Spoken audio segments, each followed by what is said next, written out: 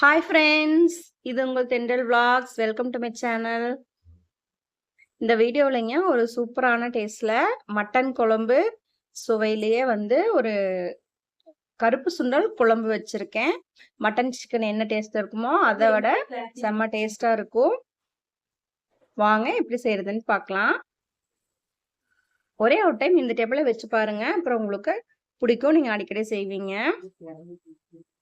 வாங்க செய்ய ஸ்டார்ட் பண்ணிடலாம். இந்த மாதிரி அடுப்புல ஒரு பேன் வச்சுட்டு கொஞ்சமா ஆயில் விட்டுக்கோங்க.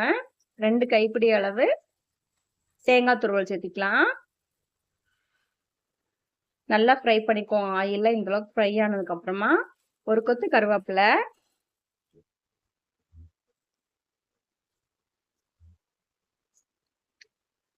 மட்டன் குழம்பு டேஸ்ட் வரணும்ல, அதனால கறி மசாலா பொடி சேர்த்த போறேன். அதுக்கு முன்னாடி கொஞ்சம் மஞ்சள் தூள் சேர்த்திக்கலாம்.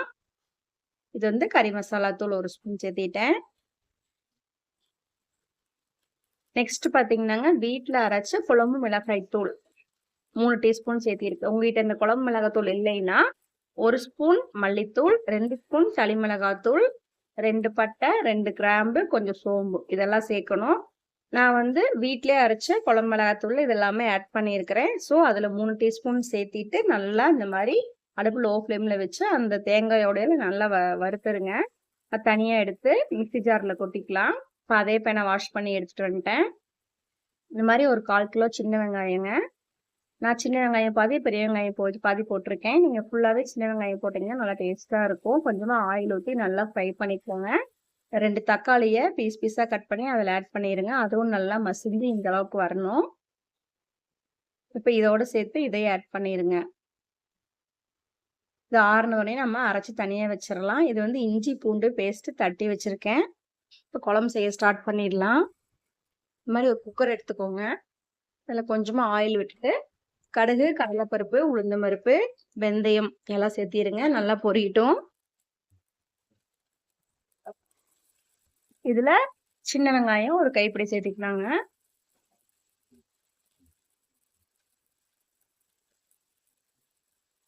நல்லா ஃப்ரை ஆகட்டும்.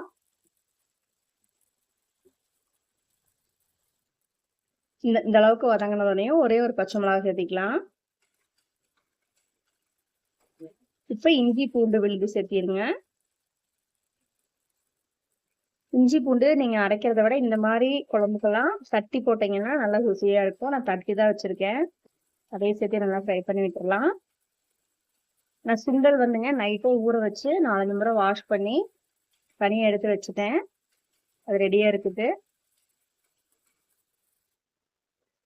அதுக்கு முன்னாடி கத்திரிக்காய் அண்ட் உருளைக்கிழங்கு, ஒரே ஒரு உருளைக்கிழங்குங்க, 4 கத்திரிக்காய் சேர்த்திருக்கேன். இந்த கத்திரிக்காய் கொஞ்சம் முத்தலா இருக்கு. நீங்க கொஞ்சம் பிஞ்சு கத்திரிக்காயை யூஸ் பண்ணீங்கன்னா இன்னும் டேஸ்ட் நல்லா இருக்கும். எனக்கு இந்த மாதிரி தான் கிடைச்சிச்சு. இந்த காயோட சேர்த்து நல்லா வதக்கி விட்டுறலாம். வதங்கிடுச்சு பாருங்க. இப்ப அந்த மிக்சியில அரைச்சி வச்சிருக்கிற மசாலாவை இதுல ஆட் பண்ணிடுங்க. கொஞ்சமா தண்ணி சேர்த்திக்கலாம்.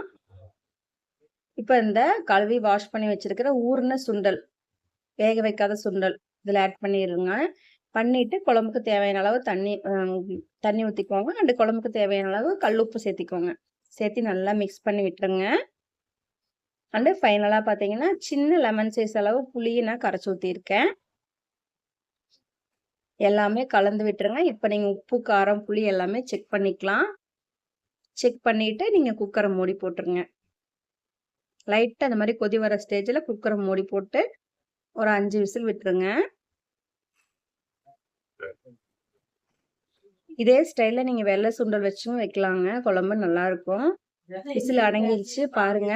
குழம்பு ரெடி ஆயிடுச்சு. சூப்பரா நம்மளுக்கு எண்ணெய் எப்படி பிரிஞ்சு எல்லாமே வெந்து நல்லா மணமா இருக்கு. கண்டிப்பா இந்த ஸ்டைல்ல ஒரு டைம் வச்சு பாருங்க.